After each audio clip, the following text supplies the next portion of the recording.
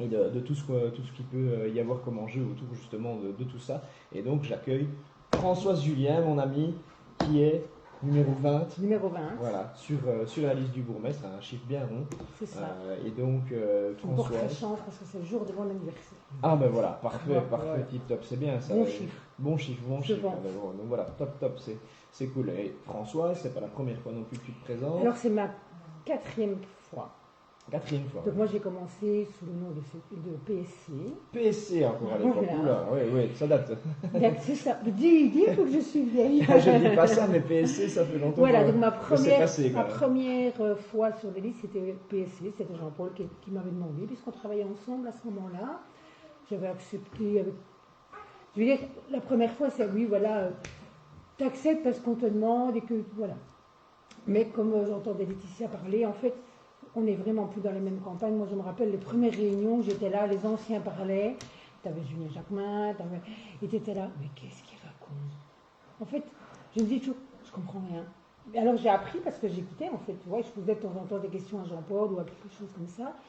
Mais pas comme on fait cette fois-ci, encore plus cette fois-ci avec toi, où tu fais des réunions avec les jeunes qui n'ont jamais fait, la dernière réunion qui a eu lieu avec les jeunes qui n'avaient jamais été sur les listes, tu leur expliques les choses, je vois bien qu'en réunion tu les expliques beaucoup, les réunions tardent plus parce que justement tu expliques plus les choses. Ça tarde un peu plus. Oui, mais parce que tu expliques plus, je trouve.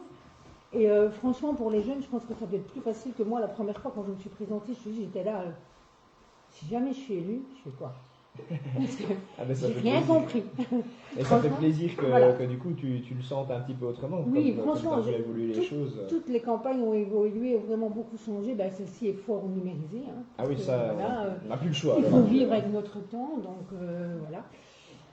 Donc je vais quand même me présenter. Donc, Et Françoise j'allais justement te le Julien. dire, j'allais te le proposer. Vas-y. J'ai 3 enfants, dont la deuxième aura son anniversaire le jour des élections. Ah ben voilà, bravo. Hein. Bon anniversaire déjà à elle Et puis je d'avance. pense, est un peu déçue de ne plus pouvoir voter sur toi parce qu'elle habite à Picourt, je pense que même à la Provence, elle peut Ah ouais, pas. non, même à la Voilà. province, Elle est peut pas. déçue. C'est Voilà. c'est un peu loin. Voilà, c'est pas grave, mais elle est déçue quand même. Et voilà. Et puis j'ai 3 petits-enfants à qui je fais un petit coucou parce qu'ils sont en train de nous regarder. Et aussi, tant qu'on fait des petits coucous, à Eulalie qui est en train de nous regarder Ah, et qui Eulalie, est oui. très fan de toi. Je connais, oui, voilà, tout à fait. Tu arrives même à m'évincer d'ailleurs. Hein, Ah, je ben trouve voilà. ça un peu. Ah, ben voilà, Écoute, il on faut être jalouse. s'y mettra une affiche en commun. En commun, on va faire ça. Voilà, 3 petits-enfants, 2 petits garçons qui vont de l'âge de 8 ans à 2 ans et demi. Je suis surveillante éducatrice dans une école, mais je suis beaucoup plus administratif maintenant. Donc voilà, je m'occupe, comme tu le sais, des dossiers élèves, que je tiens à ce qu'ils soient impeccablement tenus et que la scolarité de nos élèves soit Bien sûr. bien acquis, surtout parce qu'un dossier administratif d'un élève, il faut savoir que s'il n'est pas en ordre, ça risque de... Un élève peut avoir un bulletin magnifique, si le dossier scolaire n'est pas correct, il ne pourra pas passer d'année malheureusement. Donc ça c'est très important. Même si je garde encore un lien avec les élèves, d'ailleurs je pars tous les ans en voyage de Méréto.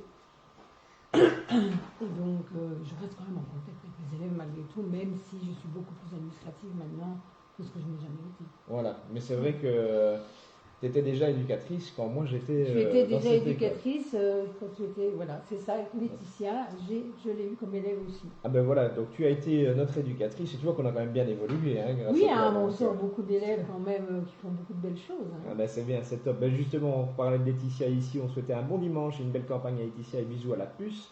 On a Isaac qui dit bravo pour cette cohésion qui se ressent pendant vos échanges. Oui. Et donc ça c'est top, parce que ce que tu viens Oui. justement d'illustrer.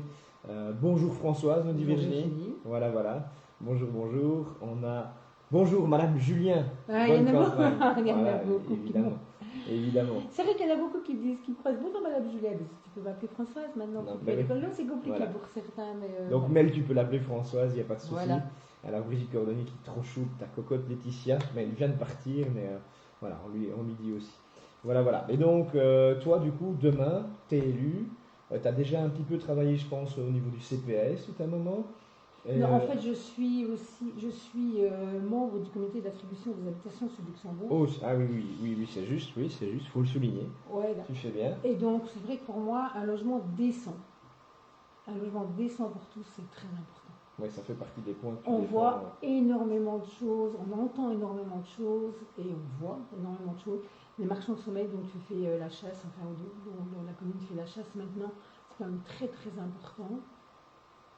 Il faut savoir qu'il y a des gens, même des Belges, qui habitent chez des marchands de sommeil. Il faut vraiment le savoir. Et donc, du coup, pour leur papier, c'est très compliqué. Moi, je connais quelqu'un qui dort chez un marchand de sommeil, qui voudrait faire ses papiers de pension, il n'y arrive pas. Parce qu'il dort chez un marchand de sommeil, c'est la seule chose qu'il dit avoir les moyens de s'offrir, alors que pas du tout. Enfin, s'il était inscrit, bon, on essaie de les aiguiller, hein. Mais c'est vraiment, on n'a pas que des étrangers. Il y a des gens de partout, mais c'est juste que, comme tu dis, ils restent dans des situations, qu'ils soient belges ou non, ils restent dans des situations illégales et du coup parfois délicates pour eux-mêmes. Mais parce que, comme tu dis, parfois c'est une question, il y en a qui pensent que c'est une question de loyer, parfois c'est une question de langue, parfois c'est une question d'opportunité, parfois c'est... Voilà, il y a des contextes parfois très très différents, c'est parfois des situations de famille aussi qui amènent à ça. Et qui font que des gens se retrouvent des accidents de vie, et des gens se retrouvent finalement à louer des biens, des marchands de sommeil, donc dans des conditions qui sont quand même vraiment pas terribles, hein. C'est souvent insalubre, les normes de sécurité ne sont pas respectées, ils se logent parfois dans une cave, donc c'est vraiment pas des logements décents. Et je pense que c'est la première base, comme tu le disais, d'avoir un logement décent, un logement de qualité, c'est la première base pour bien vivre finalement, parce que là où on est le mieux, c'est quand même généralement chez soi. Et donc, si on a au moins un peu d'espace pour pouvoir y vivre, mais c'est quand même le minimum. Et ça, pour pouvoir faire ça, qu'est-ce qu'on fait? On a déjà mis un peu des règles en place sur cette législature, mais il faut encore continuer justement à bien mettre ces règles, notamment d'urbanisme, pour qu'il n'y ait plus de trop petits logements. Quand il y a des divisions, parce qu'il y a eu beaucoup de divisions dans les dernières années, plus maintenant, mais depuis, je vais dire 20 ans, sur les 20 dernières années, on a observé pas mal de divisions de maisons unifamiliales finalement, qui se retrouvent à diviser parfois en 6, 7 logements, donc des tout petits logements. On essaye maintenant d'éviter justement plutôt tout ça pour éviter un peu ces situations, on va dire parfois un peu précaires, avec des logements vraiment très petits. Et puis au-delà de ça, il n'y a pas que les règles d'urbanisme, tu en as parlé, c'est la lutte contre les marchands de sommeil. On a de bonnes relations maintenant avec le parquet, et on espère justement continuer dans ces bonnes relations pour pouvoir traiter cette problématique. Les mettre à mal, il faut recenser, donc il faut des agents de nouveau sur le terrain pour pouvoir aller constater tout ça. On a un service logement que je salue en passant, parce qu'ils font maintenant un travail aussi remarquable dans justement le recensement de toutes ces problématiques. Et après, il faut pouvoir avoir le courage, donc moi c'est ce que j'essaie de faire maintenant, de pouvoir mettre des arrêtés et pouvoir faire en sorte que ces marchands de sommeil se mettent en ordre sur leur bâtiment, et au-delà de se mettre en ordre, s'ils ne se mettent pas en ordre, ils finissent par être condamnés justement par la justice, parce que la justice fait quand même bien son travail là-dedans. Mais voilà, il faut pouvoir avancer. Ça ne se fait pas en 5 minutes non plus. Ça se fait pas en 5 minutes. Ouais, non, c'est clair, c'est toute une mécanique, il faut vraiment aller. Je pense que là, pendant 20 ans, il y a eu des moments où c'était plus compliqué, et donc il faudra bien 10 ans pour redresser justement. Il faut savoir aussi, quand tu dis on va embaucher, il faut des candidats à embaucher. Ça, c'est vrai. Souvent on nous dit, mais vous n'avez qu'à embaucher. Oui, ok, on veut bien. Enfin, on a des postes à pourvoir. Le problème, c'est qu'il n'y a pas de candidats.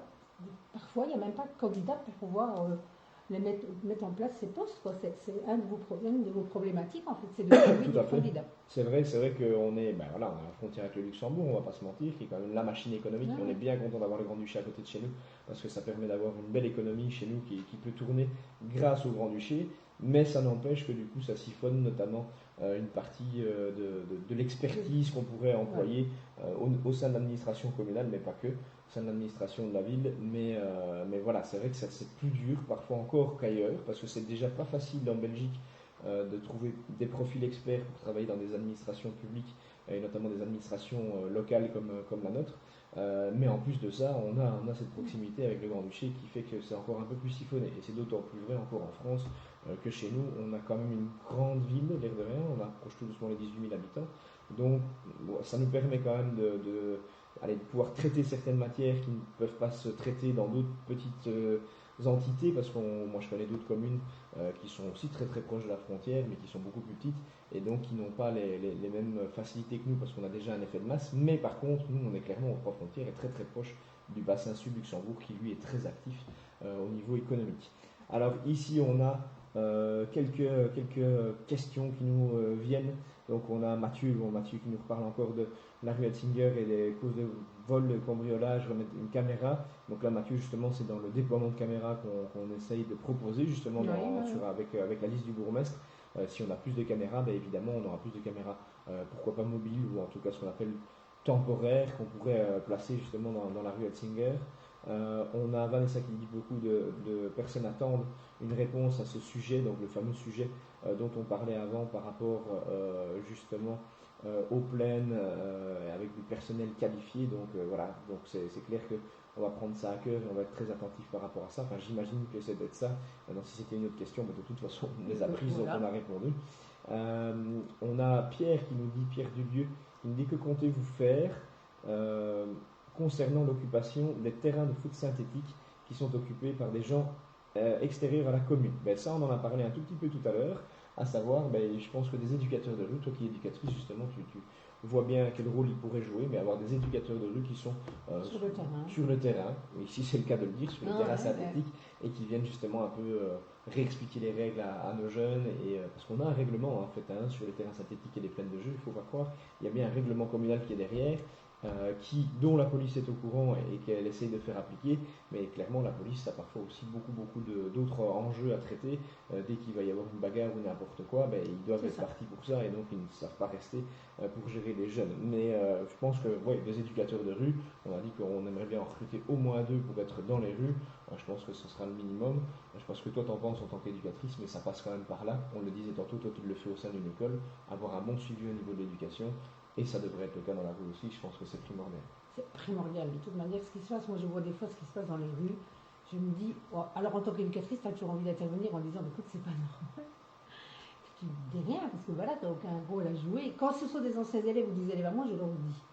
Franchement, ça m'est déjà arrivé de dire, écoute, pourquoi je ne comprends pas pourquoi tu fais ça, est-ce que tu le ferais chez toi? Voilà, ça m'arrive de le faire, mais c'est vrai que...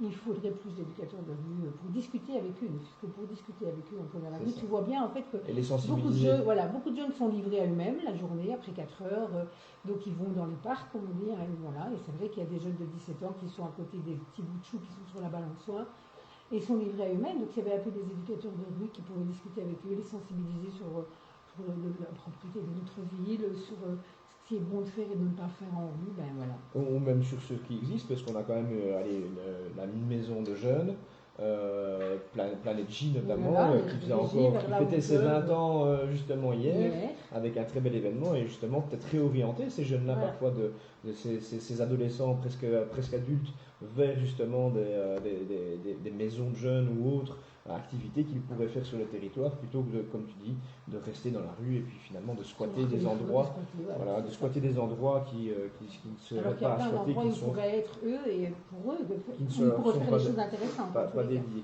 Alors je reprends Vanessa juste avant de reprendre la question de Françoise Binamier qui nous disait qu'elle parlait de la question sur les marchands de sommeil. Clairement, oui, voilà, on l'a abordé déjà 2-3 fois ce matin. Donc on voit que c'est clairement une des problématiques qu'il va falloir bien traiter sur la prochaine législature.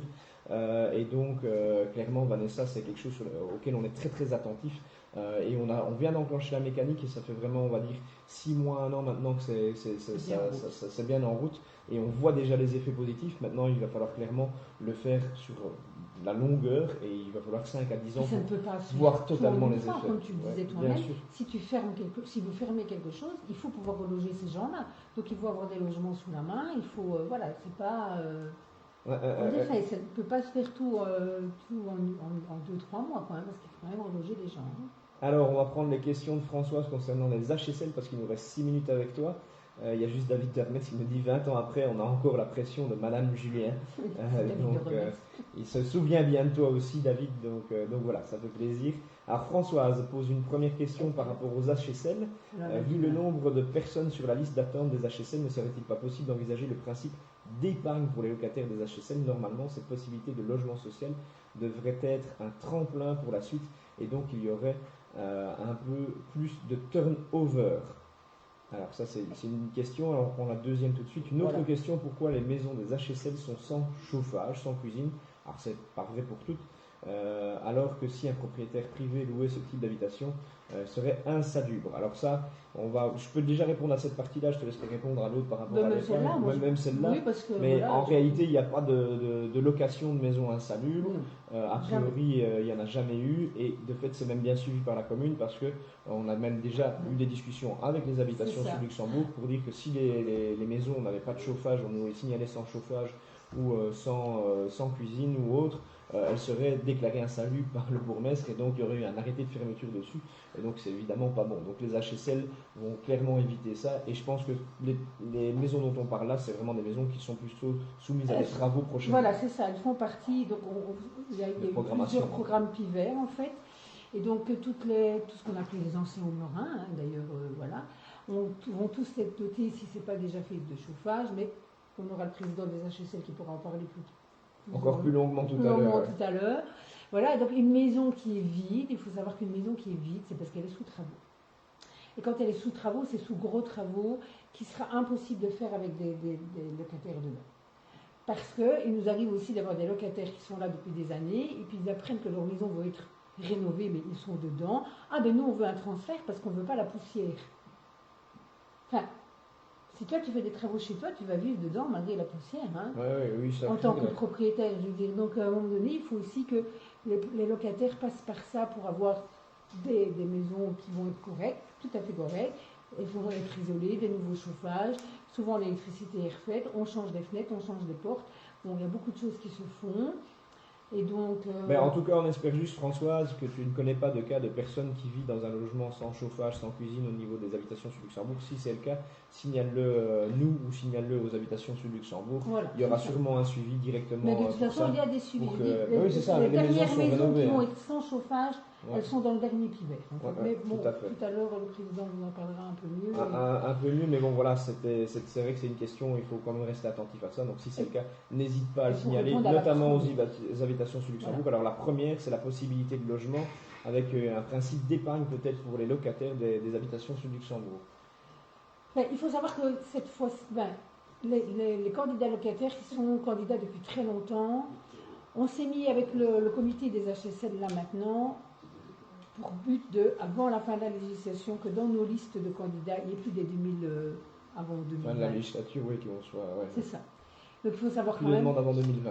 C'est ça. Donc de plus en plus, aussi ce qu'on fait aussi beaucoup, c'est qu'on donne beaucoup de transferts, parce qu'il y a beaucoup de personnes qui sont dans des maisons 4 chambres, 3 chambres, et qui n'ont plus le droit parce que les enfants ont grandi, et qui demandent des transferts. Donc ça, on fait passer en priorité pour récupérer des grosses maisons.